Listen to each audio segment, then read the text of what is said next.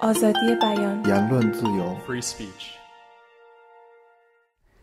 Do you think that in the more complex media landscape, for starters in this country, but increasingly internationally, it has become more difficult to maintain impartiality? In some senses, yes, and in other senses, no. I think it's become more difficult, partly because with social media, for example, is one factor feeding the rise of opinion.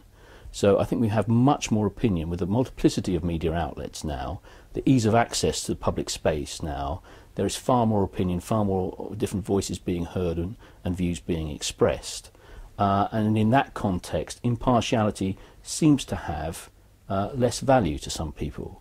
Some people say that the notion, the straitjacket of impartiality is, if you like, a straitjacket on a free market of ideas, is what some people would claim.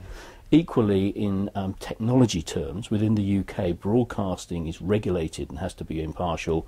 Newspapers aren't, and the internet isn't. And with technology convergence, people are saying, well, actually, this is nonsense, because how can you distinguish whether it's a newspaper website or a broadcaster website, and is that meaningful to the consumer in any way? So shouldn't we forget all about this notion of regulating for impartiality? But my view is actually, with this great tidal wave of opinion that's out there, there's no market failure in opinion in the UK. We're awash with it, as we are in the rest of the world. There's a market failure in evidence-led hard news gathering and facts and evidence. If there's any market failure, that's where it is.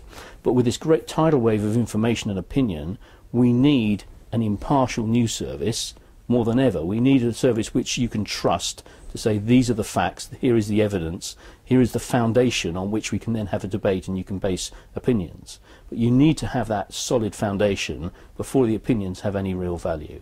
And I think only a news organisation that is committed to standards of journalism which achieve impartiality and objectivity can really provide that strong foundation that's needed.